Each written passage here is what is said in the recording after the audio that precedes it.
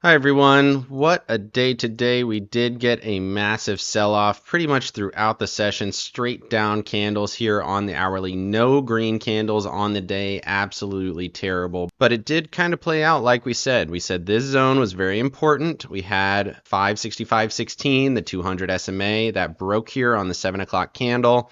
And once this area broke, we said we could go at least to here, and we ended up cutting through there and going down to this next level at 554.87, which does take you back to this kind of consolidation range from mid-March. So let's take a quick look at the charts as we head into the weekend, but tough day of trading out here today. Do me a quick favor and like and subscribe and watch the video till the end to help out the channel, and let's get started. In news today, we got the CPE data, which came in hotter than expectations, which arguably triggered the down move. We looked a little bearish going into the day, but this was not great at all. You can see consumer spending accelerated 0.4% below the forecast of 0.5%. Personal income rose 0.8 versus the estimate of 0.4, but inflation data 2.8 versus the 2.7 expectation month over month was 0.4 versus the 0.3. So not good at all. This did lead to a hot CPI number and PPI number, the last iteration, and both of those were terrible for markets. So is this the forecast that starts to show inflation is potentially going higher? Markets seem to believe that it will, and this is not good at all, especially with a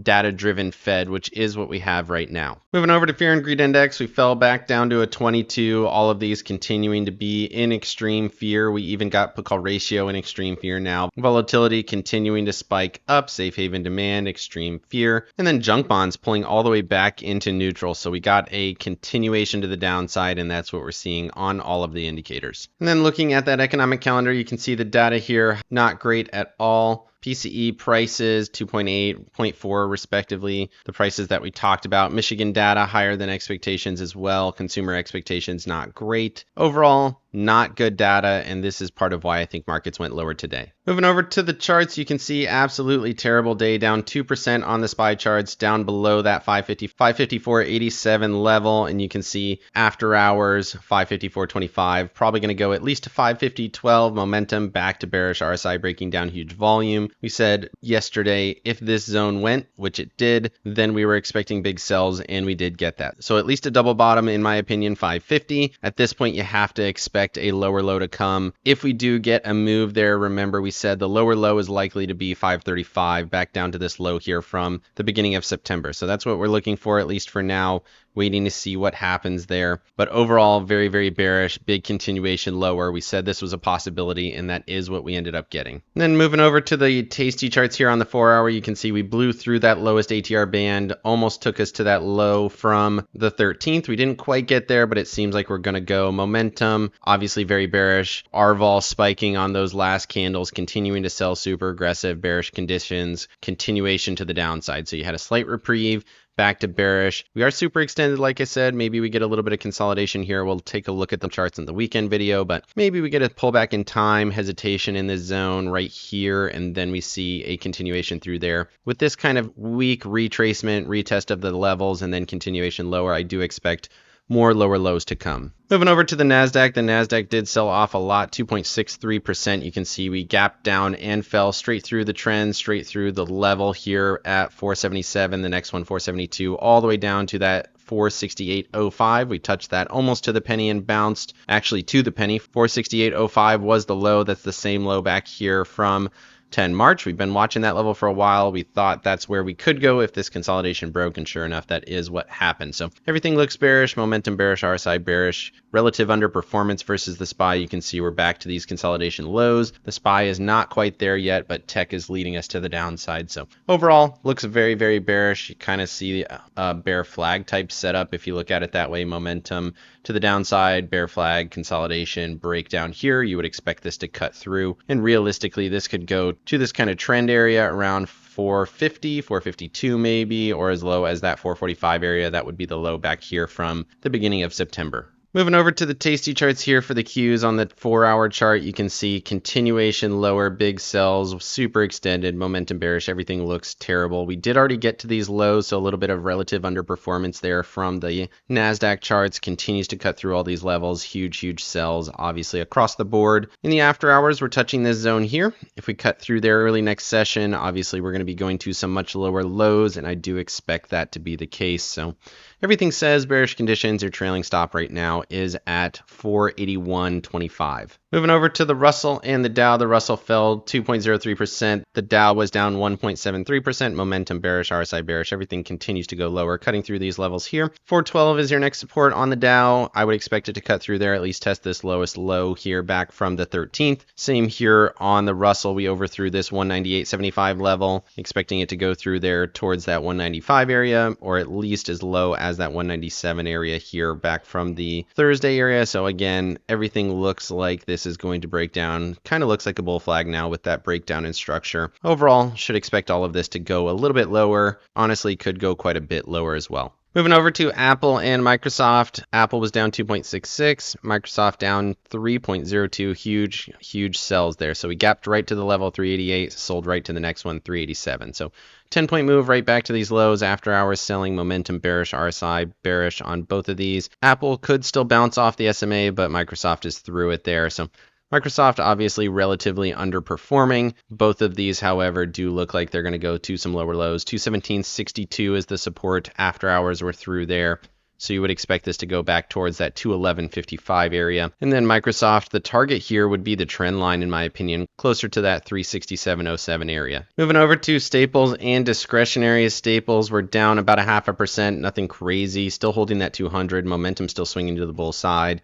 Discretionaries, on the other hand, 3.11% to the downside. Momentum stepping down, RSI stepping down, breaking through that 197.14 level. Looks like we're headed to 193.81 at least, and then probably we're going to go through there with the high much lower high here. Retest of this zone, continuation lower is the expectation. Everything sell today, both of these sold, but you can obviously see discretionaries continues to sell a little bit more, so seems like we're moving towards that risk off market. Moving over to Breadth. Breadth broke down, right? So we were hoping that we could kind of stabilize. We had selling yesterday, but Breadth held up. Today we had selling and a breakdown in Breadth, so that signals more continuation to the lows and to some lower lows based on this, right? So we broke through this level here, went to the next one. At this point, you would expect to push down to that 16 area. 50-day, much lower high, lower high. Expect to move probably to the 22 area. Momentum bearish, RSI bearish. I would expect lower lows to come. You did have this trend support here.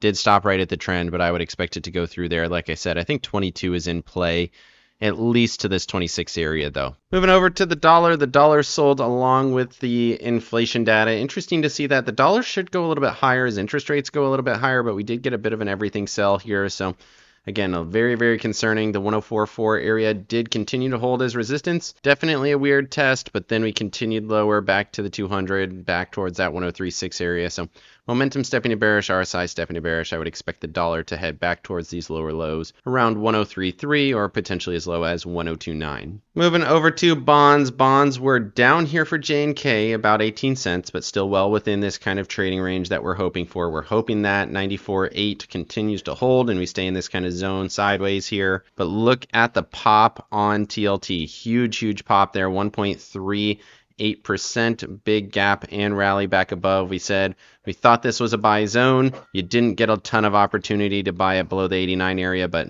hopefully you did get some buys in there. Momentum back to bullish. I would expect this to head back towards the 92.82 area. It's a little concerning to me that J&K did continue lower on that data. Maybe this is signaling some potential recessionary environments. We haven't seen that quite yet, but a little bit concerning, something to continue to watch. But TLT continues to be a buying opportunity, and it looks good here today. Moving over to the VIX. The VIX did exactly what we thought it was going to do. Continued to go higher, went right to this 21.5 area, the 21 EMA in there. If this continues, we should see this push back towards this kind of 28 to 30 area, up towards these upper trends. You do have a low, higher low. You'd expect a high, maybe slightly higher high. Somewhere in here, I think makes sense. Momentum says this should go quite a bit more. RSI a little bit more towards those overbought conditions. Markets do look very very bearish here as we head into the weekend. Moving over to my accounts, I ended up staying basically flat for the week, which is not super great. I know markets are down a lot for the week, so I guess that's okay. I was up a little bit on the day, and then I overtraded a little bit and then ended up down a little bit on the day, but nowhere near the 2.5% that we saw on the Qs. I was short some calls. I made some money, lost some money here and there, but basically unchanged for the week. And you can see I have basically no positions here going into the weekend, just some bonds that I continue to hold up until the maturity date here in mid-May. So like I said, very, very bearish. Honestly, I probably could have held those calls, but I decided not to. The market continued to sell off after hours.